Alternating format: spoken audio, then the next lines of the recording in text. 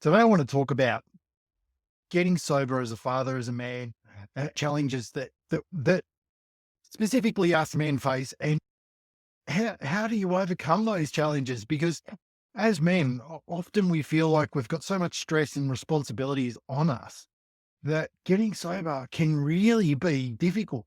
Because not only do we have that stress and that feeling and problems that we have to face, we have our own personal challenges of getting sober. And so, first of all, that you do have stress and responsibilities in life as a father. And so, and then you've got that social stigma and isolation, because man, it's supposed to be strong and supposed to be able to deal with anything. But sometimes men, we do feel like we're overwhelmed, we feel isolated, we feel alone, and we feel like we can't talk to people about, hey, we're struggling. We do have challenges. We aren't winning.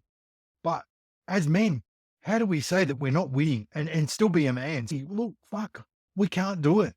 And then you've got the challenge of balancing you've got the emotional challenges, you've got all these different things, building and building and building on our life, that eventually it just becomes too much. And we head to the bottle shop to deal with this life. And then that breeds more social with you. Well, why can't you deal with life? Well, fuck. Yeah, and you feel bad, and then you're just gonna have a drink, and then you've got all these things that are just working against you.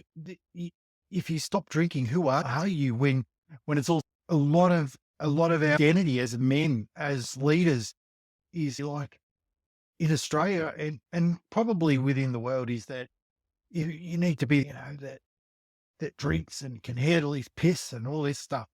And it's all this social stigma that says we have to be a certain way, but who says that we have to be anyway? It's all these things, all these different thoughts in our head that are telling us all these different things that keep in our addiction. And then we've got another challenge: is how do we deal with our emotions with, when we something, if we're drinking, drunk, and our third response is to get drunk. And then when we're not drinking, feel something.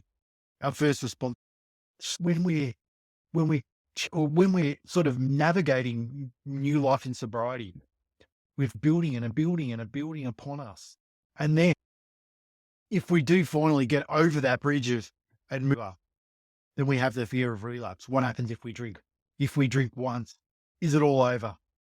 And all these things keep building it, and it makes it harder and harder for us to recognize or realize that getting sober is only step one. It's the first step. So, well, we plug into a community, we plug into people, we plug a system that helps us navigate the challenges of life, that helps us is our end stages in our continuing. Sobriety isn't a destination, or is it a thing where once you've done it, you've achieved it. Sobriety is something that you show up for every day. And whether you have a drink or not, you can still work on your sobriety, because it's about being present in the moment, and acknowledging that this black thinking where, if you have a drink and it's all over and it's done, because it's about being the man, being the leader, and acknowledging that you're not only human, but you've got all these problems and all these stresses and all these things happening in the stress and responsibilities. We've got isolation. We've got the social stigma about fucking the times that we're in, balancing family life, and you're losing your identity with or without alcohol. And then you've got the emotions that you have to put that. You've got the fear of relapse, the fear of fuck. Then you start to move into as a sober person. So this is why you need to plug into a community. This is why you need support. This is why it's so hard to fucking do it.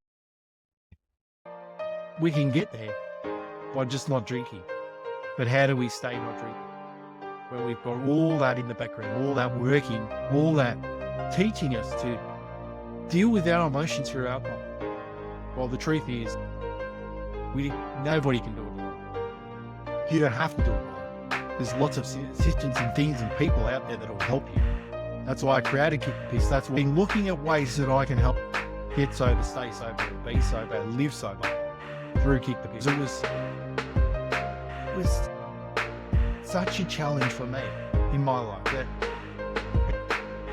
lifted a need that I've seen in the community, but not only knew and not without a shadow of, I need to help people.